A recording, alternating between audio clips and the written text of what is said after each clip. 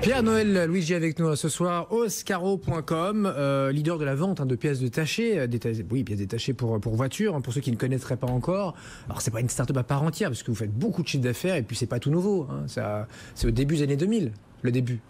Oui, bon, la société a 15 ans, elle a vraiment démarré en 2005, parce que de 2000 à 2005, on m'a interdit de me procurer des pièces automobiles neuves d'origine. Évidemment, ça embête tout le monde. Je les vends moitié prix que le constructeur Peugeot, par exemple. Alors j'ai mis 5 ans à démarrer la boîte, mais depuis 2005, on est là. Peugeot, parce qu'effectivement, ils viennent nous ennuyer. Maintenant, ils ont un de vos petits concurrents, donc c'est...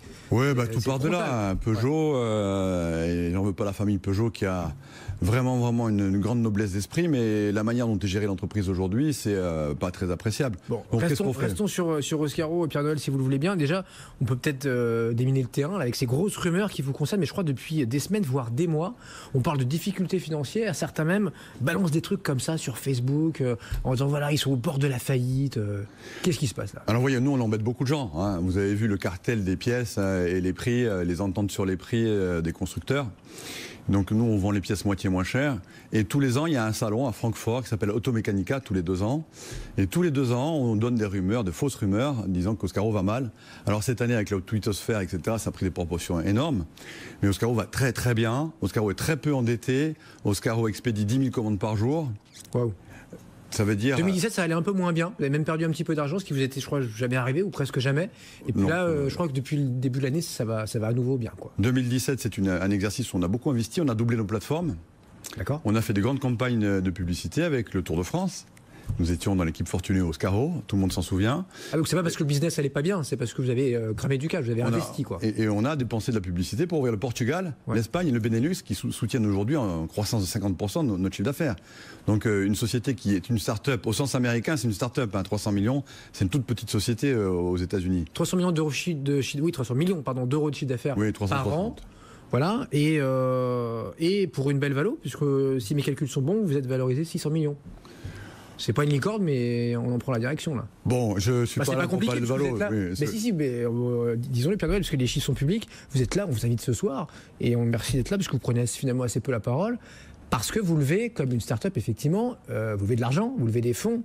Dans votre jargon, on parle plutôt d'augmentation de capital, mais ça revient au même, grosso modo. Il y a quelqu'un qui rentre au capital, autour de table, et qui injecte de l'argent en échange. Là, ils prennent 5%, c'est le groupe Autodis, que vous connaissez bien, parce que vous bossez déjà avec eux, et donc ils prennent 5%. Et en échange, ils injectent 30 millions d'euros dans Oscaro. Oui, alors Autodis, très clairement, c'est notre fournisseur, tout le monde le sait, depuis 7 ans. C'est un de nos gros fournisseurs. Il s'agissait pour eux de pérenniser notre relation et pour nous de faire des synergies, c'est-à-dire de regarder comment en matière logistique, on pourrait aller ailleurs en Europe ensemble. Et comment est-ce qu'on va massifier nos achats. Donc c'est tout à fait naturel qu'ils sécurisent leur clientèle et nous sécurisions nos approvisionnements. Donc c'est un mariage de raison et de passion parce qu'on s'entend très très bien. Tous les adhérents autodistribution savent depuis toujours que nous sommes des gros clients. Et vous allez faire quoi avec ces 30 millions alors, Pierre-Noël ? Avec ces 30 millions, nous allons professionnaliser notre logistique encore une fois, de manière à avoir encore plus de précision et de rapidité dans l'expédition. C'est très important. Qu'est-ce qu'on vous commande le plus sur Oscaro ? Écoutez, la révision, les plaquettes, les freins, les disques, les amortisseurs, et puis un peu de choc avant.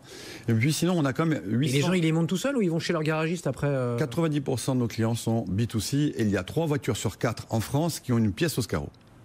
3 voitures sur 4 ? 3 voitures sur 4. Comment c'est possible ? Nous avons 10 millions de clients historiquement. En 10 ans, on a rendu 1,5 milliard de pouvoir d'achat aux Français. Cette année, à la fin de l'année, ça fera bientôt 2 milliards.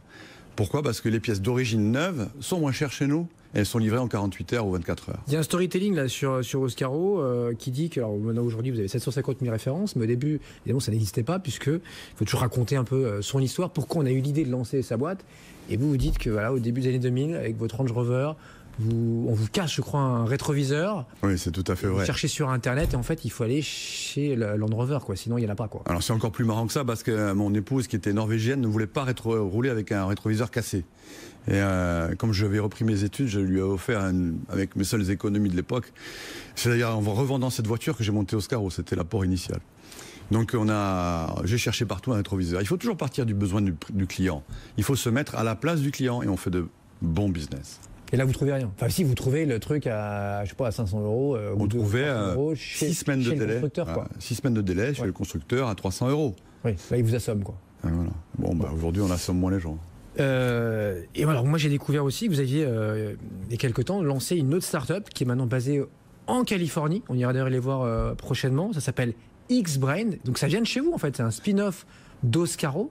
Et c'est de l'IA, parce qu'il y a beaucoup de tech, évidemment, quand on gère. Il y a une logistique énorme, 750 000 références qu'il faut livrer comme ça en 24-48 heures.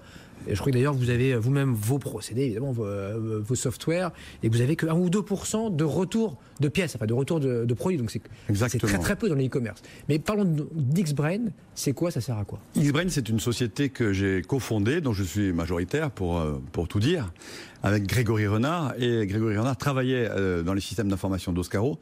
C'est un mathématicien hors pair, comme on trouve beaucoup en France, et moi en Californie d'ailleurs. Et nous avons choisi de faire une spin-off parce que nous avions adressé des problèmes extrêmement complexes de cataloguing. C'est-à-dire que chez nous, on met la bonne pièce sur la bonne voiture. Très peu de taux de retour, satisfaction client. On en a fait une start-up à part entière. Et aujourd'hui, c'est une des pépites françaises de l'intelligence artificielle qui a été reçue au Collège de France et par le président Macron il y a quelques semaines et qui va venir faire une tournée en France pour présenter ses nouveautés, ses produits, voir... C'est pour quelles industries, quelles applications? Aujourd'hui, on travaille sur l'assistance à la relation client, des chatbots, mais bientôt on va se lancer dans le conversational commerce, c'est-à-dire que dans le futur, vous allez commander avec votre téléphone et non plus par Internet en parlant à votre téléphone. Je voudrais une pièce automobile pour ma Twingo. Oui, quelle est la plaque d'immatriculation? Voilà la plaque, on vous la livre à quelle heure? Plus de doigts sur le clavier. Et Oscaro, alors dans 5 ans, vous serez où, Pierre Noël? Écoutez, notre ambition aujourd'hui, c'est de déployer nos ailes en Europe, de dépasser très rapidement le chiffre d'affaires du milliard d'euros et donc des valorisations qui vont s'envoler pour rester français. Moi, j'ai 5 garçons, 5 enfants qui vivent en France. Je pourrais m'exiler en Californie, j'en ai absolument pas l'intention. Je vis ici et j'ai envie que ce pays se redresse et développe ses technologies avec tous les jeunes que je vois autour de moi qui sont complètement enthousiastes. C'est la nouvelle Startup Nation, la France.